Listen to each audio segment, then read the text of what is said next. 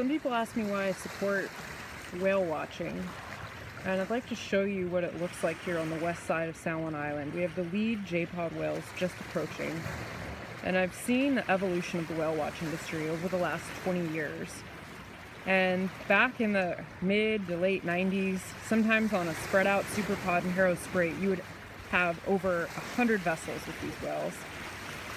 And even in the early 2000s, 20 or 30 boats was not uncommon.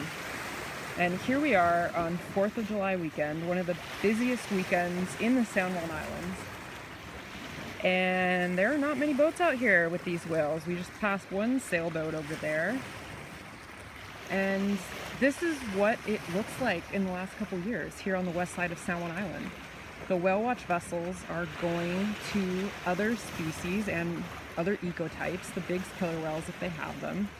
And gone are the days when you look for the big line of boats to find where the whales are. There's one private boat way offshore out there, probably can't see. There's another big private there. There are currently 0 commercial whale watch boats here. And do I think 20 boats is too many boats on the southern residents? Yeah, I do. Do I think whale watching is being done respectfully? I do. And do I think after they show their passengers all the other amazing wildlife in the region, commercial whale watchers should be able to show their passengers the southern residents?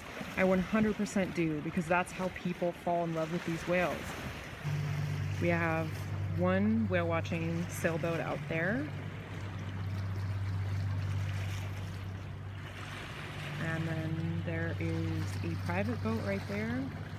One more whale watch vessel there in the sun track. There's another sailboat way offshore, and those are the only boats in sight. So for pretty urban whales that live between Seattle and Vancouver, this is not bad. This is about as good as it's going to get. And I absolutely think that these professional boats should be on the water, because they set a model for the private boats, like we can see right here, about what a safe distance is to stay from these whales. So that little vessel is staying just as far off as the larger commercial vessel, who's setting an example of how fast to go and how far offshore to be.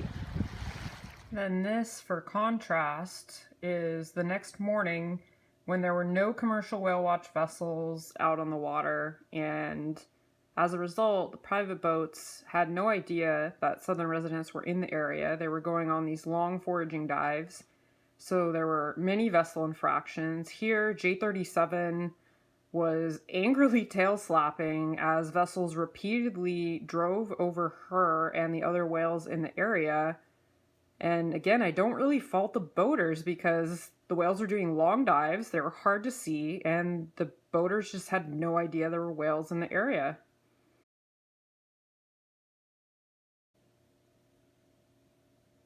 That was J37 in another bout of tail slapping, and it takes a moment here, but another vessel, private vessel, driving at speed over where the whales are foraging. And then here, the whales didn't surface. They were maybe 50 yards beyond that sailboat or so. But you can see then in the background, Soundwatch is just heading out, and they are heading for the whale watch boats. There are 2 whale watch vessels a couple miles further south down island, and that's directly where they went. They didn't see or stop for these whales up here.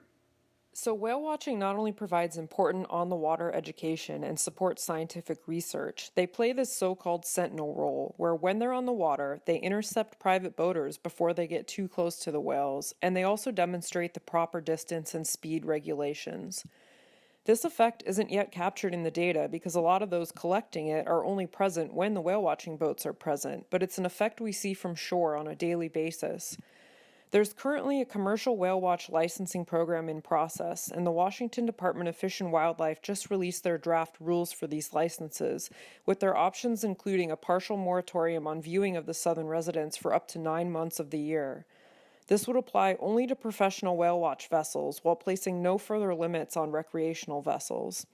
We encourage you to read the draft rules and submit your public comments by November 13th, voicing your support for the presence of a small number of commercial whale watch operators year-round, because we fear that removing whale watch boats from the water will have unintended negative consequences, exposing the whales to more high-risk vessel interactions from private boats.